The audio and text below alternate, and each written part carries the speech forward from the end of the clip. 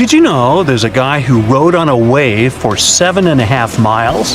It was accomplished by Brazilian surfer Picarutas Salazar in 2004. Just for comparison, Central Park in New York extends for a mere 2.5 miles. That was the Pororoca wave, and it can only be surfed for 3 days a year. It's pretty powerful, so it sort of pushes you. But there are definitely some tough spots where it's not that easy to catch waves. If you're looking for the gnarliest surf spot, Pipeline in Hawaii is where it's at. But beware, it's not for the faint of heart. This place is known for its massive waves that can reach up to 20 feet tall. And did we mention the shallow reef? Yeah, wipeouts here can result in some serious injuries, or worse, you might end up sleeping with a fish. The waves at Pipeline are also super unpredictable, so you never know what you're going to get. It's like a box of chocolates, except instead of chocolate, it's huge waves that could crush you like a bug. But hey, if you're feeling brave, the annual Billabong Pipe Masters competition is held there every winter. Just make sure to bring your A game and a change of underwear. Even the most experienced surfers approach Pipeline with caution and respect. It's like trying to tame a wild animal. One wrong move and you're toast, or dinner. So if you're ready to ride the gnarliest waves in the world, come on down to Pipeline. Just don't say we didn't warn you. For those who are dreaming California, there's a tough spot in the Golden State for you.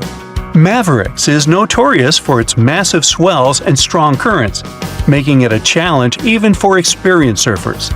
Hold on tight, because this wave is gonna take you for a ride. First off, let's get one thing straight. Mavericks ain't for the weak.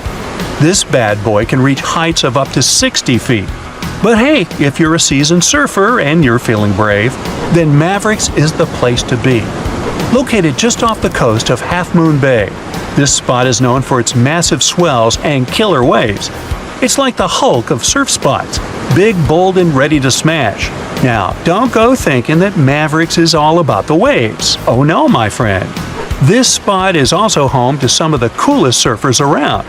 These dudes and dudettes live for the rush of catching a maverick wave, and they'll do whatever it takes to get out there. But here's the thing, Mavericks isn't just about surfing, it's also about community. These surfers have each other's backs, and they know that when they're out there on those massive waves, they're all in it together. It's like a big, salty family. So there you have it, folks, Mavericks, the wildest, most insane surf spot in California. If you're up for the challenge, grab your board and head on out. Just remember, when you're staring down a 60-foot wall of water, it's okay to scream like a little girl. We won't judge.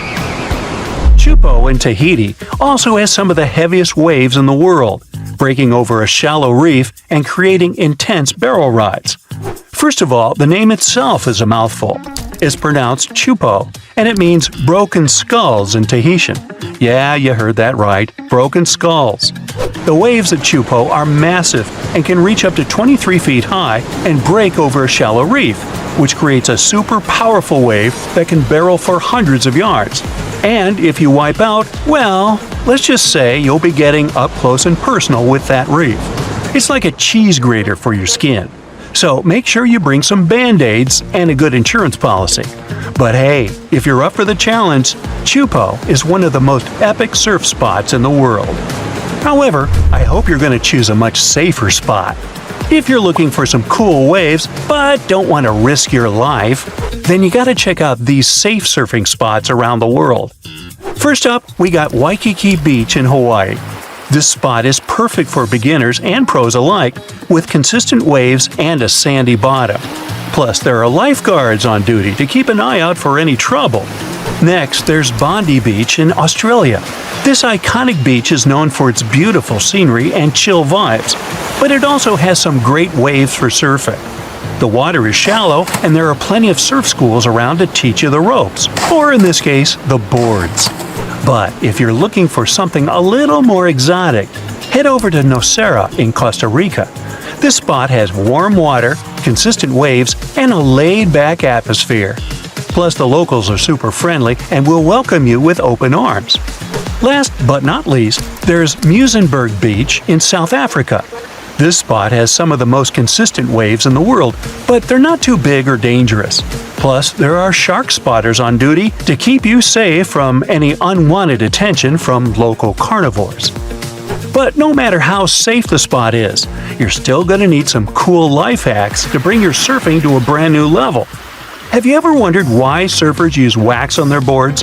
Well, let me tell you, it's not just for show. See, when you're out there shredding the gnar, you don't want to slip and slide all over the place like a penguin on ice. That's where the wax comes in.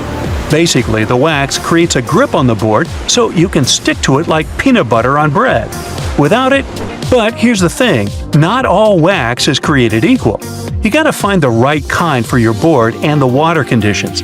It's like choosing the right flavor of ice cream for your cone. You don't want to end up with mint chocolate chip when you really wanted Rocky Road. So, next time you see a surfer waxing up their board, just remember they're not doing it for the smell, although some waxes do smell pretty sweet.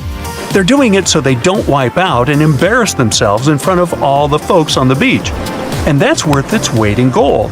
And by the way, did you know that rubbing a little bit of wax on the bottom of your feet can give you a better grip on your board? Yeah, it's like magic. No more slipping and sliding around like a seal on a wet rock. Another common hack is to wear earplugs. You see, there's even a condition called surfer's ear.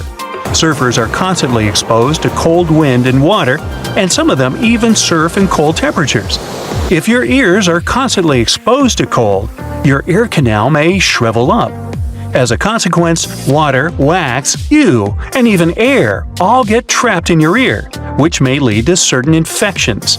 So, to prevent water and cold air from getting trapped in their ears, pro surfers like to use earplugs. But even if you're just a newbie, you gotta use their tip. Oh, and here's another classic. If you're surfing in cold water and don't have a wetsuit hood, just rub some petroleum jelly on your ears to keep them warm. Hey, why do you think some surfers have clear nail polish on their emergency kits? It's not for their nails, but for their boards. So, if you're dealing with a stubborn ding in your board, grab some clear nail polish and fill in the crack. It'll keep water from seeping in and causing more damage. However, pros will say that nail polish is a terrible idea, and there are a lot of repair kits out there. Yeah, this one's up to you. So, there you have it, my fellow wave riders. Now go out there and shred those gnarly waves like the pro you are.